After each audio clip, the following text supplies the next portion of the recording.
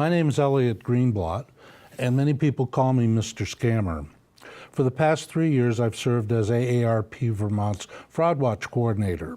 And today we're going to take a specific look at identity theft and also at law enforcement in the state of Vermont as it affects fraud and scams. Identity theft, something that most of us will have to deal with at some point. Identity theft involves the use and quite often the misuse of critically personally identifiable information.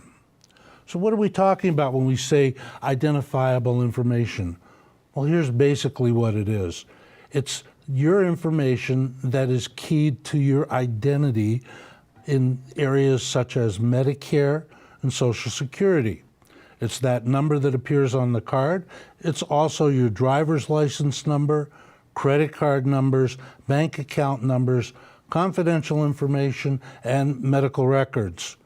Now, that information can be tied to other very important pieces of data that include demographics, your address, past activities, employment, and once a criminal has their possession of your identifiable information, they can do a lot of damage to you. So let's look at some specifics. First of all, how does this happen? Where do they get the information that they use against you?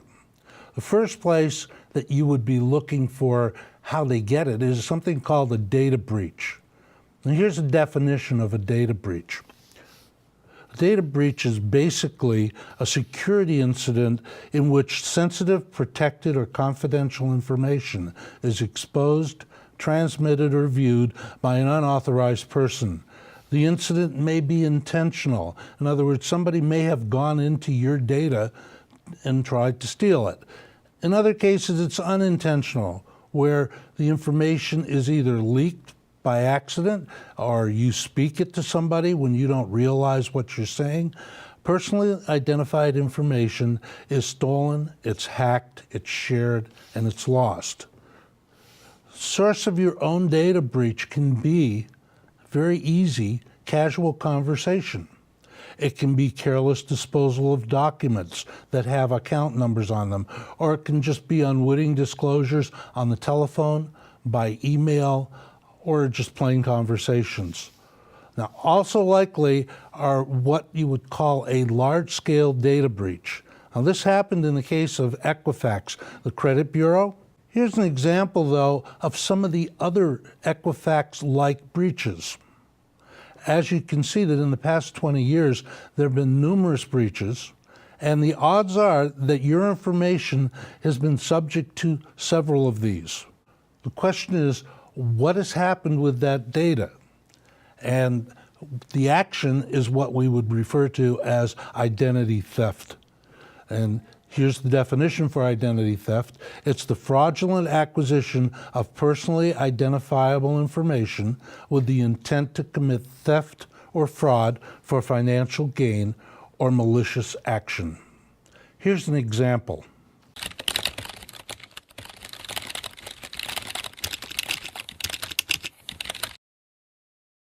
Nowadays, it's all about technology, and if you know what you're doing with it, it's very easy for me to take over your life.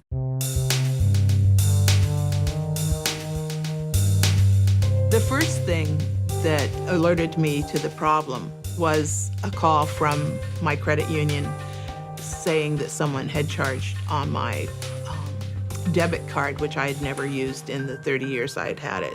I was able to find her mother's name, her father's name, basically family members that lived in the area, how long she had owned her house, and when the deed was transferred over into her name, which, these are security questions. They would ask me questions, and I didn't know the answer because she had put in the wrong information. And I took over everything, and she didn't even know. I issued new cards, I changed the address, I got a full background credit report on her, registered her on all 3 credit bureaus that she wasn't ever registered on, changed background information, changed her work history, changed her phone numbers. I changed everything.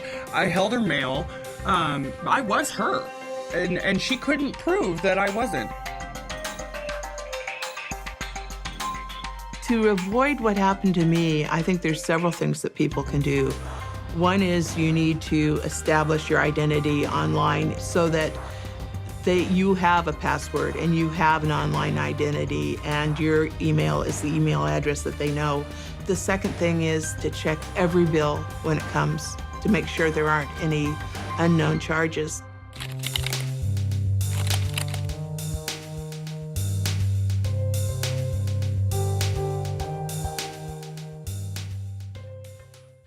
Now, while you may not be able to stop these breaches or stop identity theft, there are some steps that you can take to protect yourself. A number of organizations in the United States are very quick to provide suggestions and help. One of them is AARP, but also the Federal Trade Commission. The FTC publishes numerous documents and provides messages such as this one. Identity theft happens. It's an unfortunate fact of modern life. But there are certain steps you can take to help keep your personal information from falling into the wrong hands. Every day you do things to protect what's most important to you. And you know what? You do them almost automatically. Routine things like looking both ways before you cross, brushing your teeth, and buckling your seatbelt. Another routine to get into is keeping tabs on your identity and personal information. Here are 5 easy ways you can do it. Read your credit card and bank statements carefully and often. Know your payment due dates. If a bill doesn't show up when you expect it, look into it. Read the statements from your health insurance plan. Make sure the claims paid match the care you got. Shred any documents with personal and financial information. Review each of your 3 credit reports at least once a year. It's easy and it's free. And before you know it, protecting your personal information can be as routine as locking your doors at night. For more tips and tools on dealing with identity theft, visit ftc.gov/ID theft. That's ftc.gov/ID theft.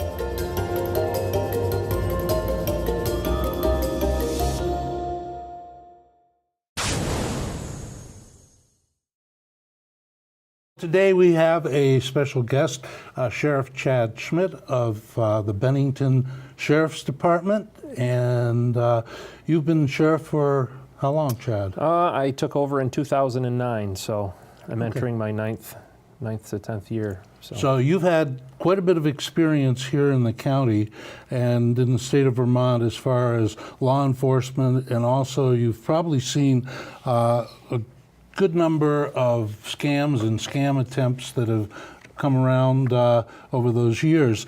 Can you give us a quick overview of what is happening in Bennington County and what you see as some of the issues? Yeah, well, I think all of us are familiar with a lot of the email scams that happen, and those target anyone, anywhere that has an email address. So at times you do get phone calls from concerned people about emails that they've received, and most oftentimes they're scams, and folks are looking to gain valuable personal information so that they can do other nefarious things with that information and open accounts and whatnot in their name. But more locally, we see a lot of the phone scams that I think really kind of trigger more emotion in the community than the email scams, because I think it hits home a little bit more.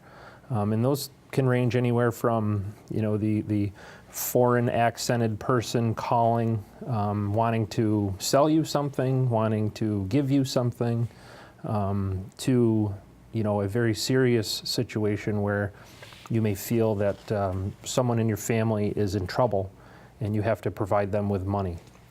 And so they try to scam you into going down to Western Union or, wherever to transfer funds into an account. Okay, so you've had some situations where the so-called grandparent scam has been pushed in the area? Yes, we have. And actually, probably 3 weeks ago, we had a person claiming to be an officer from my agency, calling and saying his name was Sergeant Brown, and that there's a warrant for your arrest, and you need to show up at such and such a place with some money, or we're going to come and arrest you and take you to jail. So we were flooded with a lot of calls saying, I don't believe this, because luckily we're a small enough community where enough people know somebody on my agency or know me personally to say, yeah, that doesn't sound right. So we're fortunate that it's a small community, and that kind of raises an eyebrow, and people are a little suspicious when they hear that. But there were some people that believed it, and we're calling our office to verify. So if somebody gets a call like that, whether it's to you or another law enforcement agency in the state, what should they do? They should absolutely give a call to any police agency and find out if what they're hearing is accurate. Call our non-emergency number. You don't want to be dialing 911 for those situations because that's reserved for an emergency. But, call our non-emergency number. Ask, first of all, ask, is there a Sergeant Brown that works at the Sheriff's Department? And had they asked that question, they'd soon realize that no, there's nobody, by that name. So just try to be, cautiously optimistic, I guess is a good phrase. Trust but verify, maybe. Another phrase where, kind of doubt what you're hearing and try to verify it from a credible source. And I would assume don't use the contact information that caller gives you. Correct. Look it up. If you have access to a computer, look up on our website. Look in the phone book if they even have such a thing anymore. But call our non-emergency number or that of another law enforcement agency to try to investigate it yourself. Okay. Now, one of the things that we've seen nationwide is something called spoofing, where a telephone number that appears on a caller ID appears to be something local, but is not. If you have that was in that situation where folks were calling, they actually gave a return number for people to call. And when you called that number, the person would answer Sergeant Brown, and it came from an 802 area code. And what we're finding is these are voice over internet protocol, not to get too technical, but the person could be sitting in another country, in North Carolina or some other state, and still the caller ID will show as if they're a local 802 area code.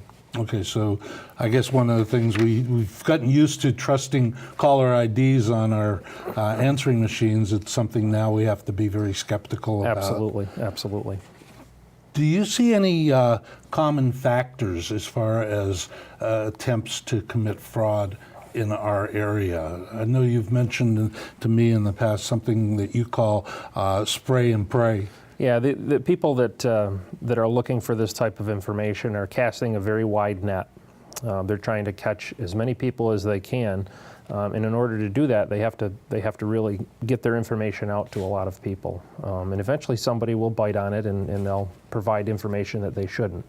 So they kind of spray as much out there, and then pray that somebody's going to bite on it and give them information that they shouldn't. And when I say information, I'm talking about personally identifiable information, whether it be your Social Security number, your Medicare, Medicaid number, all of those things that we need to protect and be vigilant about today.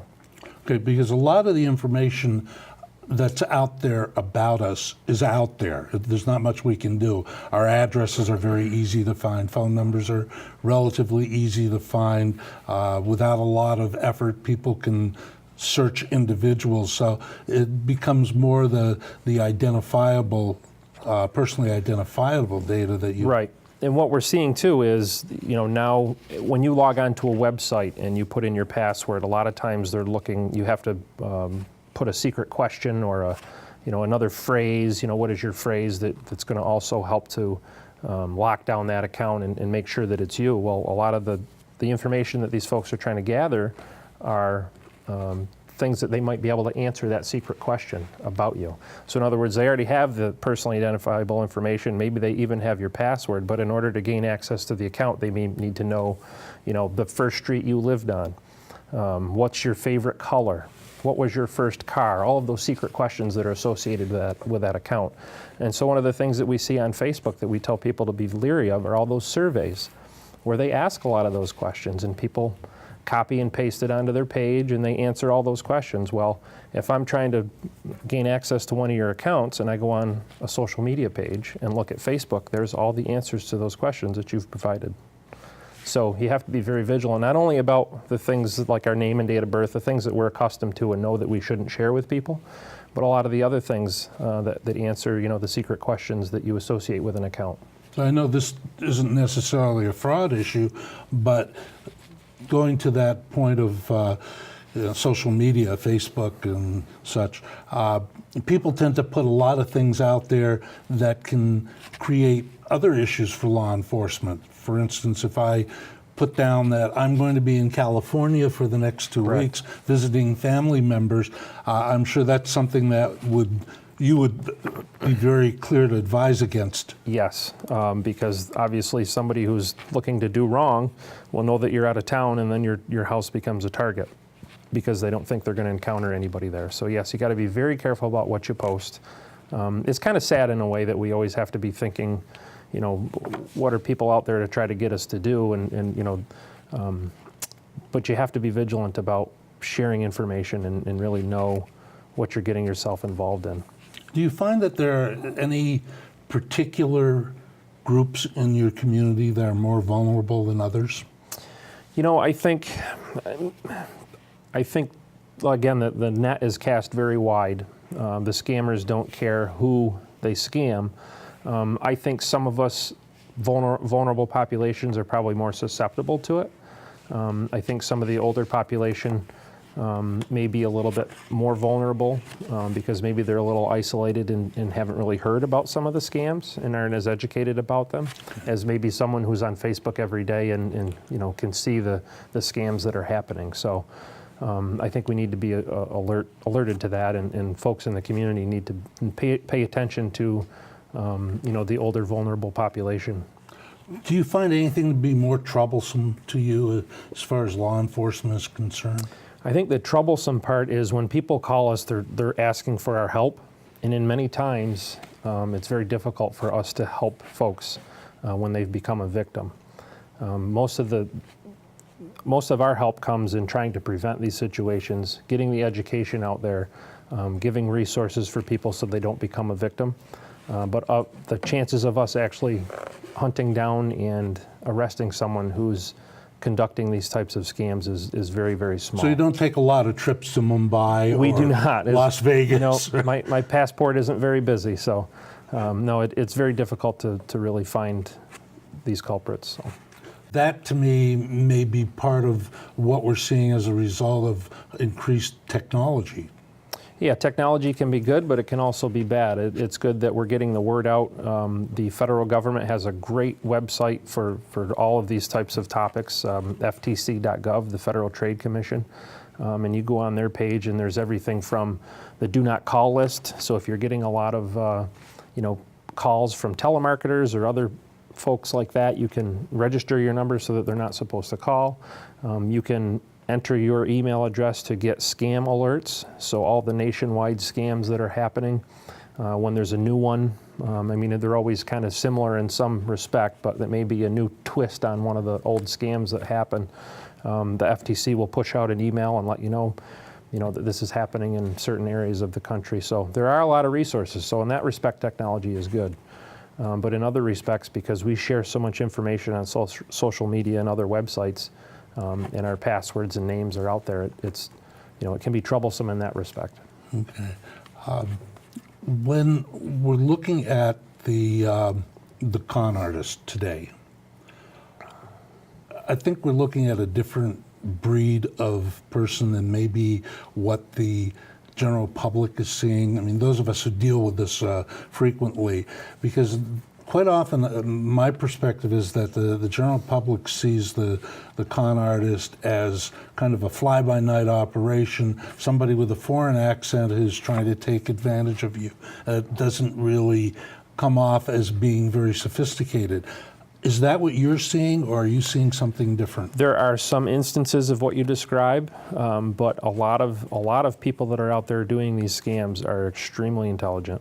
They are very sophisticated in nature, and they're very successful at what they're doing. So they're not fly-by-night, and that's even more troublesome because we have to be more vigilant and always questioning what we're hearing and trying to verify it. Have you noticed that, for instance, anything that I would call like a seasonal cycle that takes place? Are there certain scams or fraud or types of criminal behavior that occur at different times of the year? Or there are. For example, right now, the IRS scam. somebody calling, this is tax time, they'll call up and claim that they're an IRS agent, which the IRS never calls you. They send you a letter. But they'll call up and say that, there's a problem and that you owe money and that you have to do it by such and such a time, or we're going to send out the sheriff for you. So yes, they do target certain times of year. Christmas time. My kid doesn't have. So when I get that presents. call that says the sheriff's going to come to arrest you this evening, it's probably not. It's probably not. No, that's we don't usually call people to let them know that we're going to come and arrest them. We might just show up at your door, but that's we don't usually forewarn those types of events. But again, if you get that kind of a call, don't be afraid to call our non-emergency number and try to verify it. We encourage people to do that. So. Okay. I know that in the past there have been situations where we end up with local scams taking place, people doing home repair type of activities or different kinds of services. Has that ever come up in this county? It has. Several years ago, in fact, it was back when Greenberg's was open in Bennington, so that tells you about how long ago it was.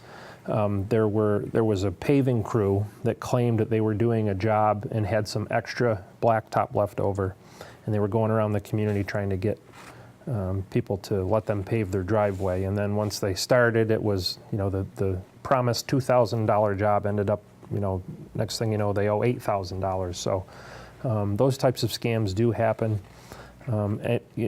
The rule of thumb there is if it sounds too good to be true, it probably is. Don't be in a hurry to make those kinds of decisions, but that's really, they're trying to appeal to that sense of I'm getting a good deal and but I've got to act now. And when you combine those two, it can be a dangerous combination, and people sometimes fall for it. So it's kind of like a scarcity issue. Don't give up on this great opportunity, right. Because it's not going to be here tomorrow. Correct. They try to get you to think you got to make the decision right now. Okay. If somebody's faced with that, because we're coming around to hopefully good weather after the next series of snowstorms that'll carry us into May, but is there something that somebody should do if they're approached by an individual who walks up and says, we're doing siding on houses, we're doing driveway repair or sealing, should the consumer do something that would be beneficial to them in terms of a law enforcement perspective? Absolutely. Well, again, go into it thinking if it's too good to be true, it probably is, number one. You can ask for references. If they start, giving you names and numbers of people in the community that you can actually call, that may tell you that maybe they are a reputable organization. You can check the website on the Secretary of State. A lot of these businesses need to be registered with the department if they're doing business here in the state of Vermont. You can also check to see if there are consumer complaints against an agency or a business. Okay, so the Secretary of State's office, Department of Financial Regulation, maybe the Attorney General's Absolutely. office. Those would be some of the good state references, and I would guess that if Better Business Bureau tracks these things. Yep, if a consumer makes a complaint, there's a database. You can get information from those types of organizations. So. Okay. We've talked about a number of different things that people should be looking for. Specific recommendations. I mean, what we tend to be very casual about personal security. And are there some general recommendations just in terms of how you conduct yourself out on the street? Like when you're driving around and you stop to get a cup of coffee at a coffee shop that you should just be aware of or be guarded on? Sure. I mean, we always want to be familiar with our surroundings. Be careful where we park our car at night, a well-lighted area, those types of, just personal safety issues kind of transcend into protecting your identity. You don't want to leave your wallet or your purse in plain view in a car. That just invites someone to try and steal that. And once they have think about everything that's in your wallet that you might have to someday replace. Do you know how many credit cards you have? Do you know the number on the back of that credit card that you need to call in case you have to cancel that credit card? So those are some of the things that you may need to write down and just be prepared to, to cancel if something were to get stolen. But just be vigilant in that regard. Okay. One of the things you had mentioned to me before is that a lot of times the criminal is going to appeal to the senses. Mm-hmm. What do you mean by that? So they want to create an emergency where, a grandmother is worried about his grandson and they get a phone call that their grandson is in jail. Obviously that's going to make that person worry and appeal to their senses. And so in order to get your grandson out of trouble, you need to send us $5,000 for his bail and we can release him. If not, he's going to jail. So those types of scams and ways to appeal to your senses, or people's generosity. They may see a picture of a child that needs Christmas presents and send money to this.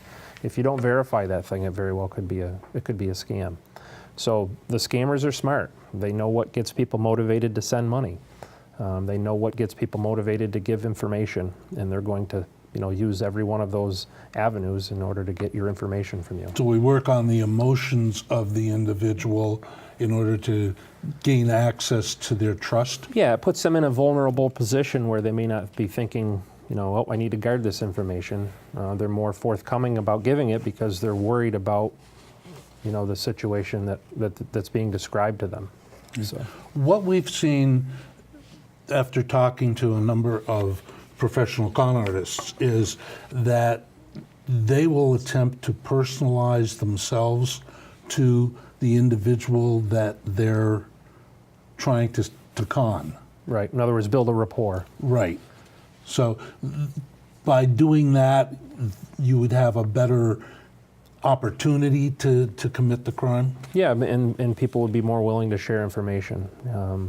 So it's a very difficult thing that people just have to be vigilant about, and I can't stress that enough, that just be guarded about your information. Kind of in the back of your mind be thinking, is this really true and how can I verify it?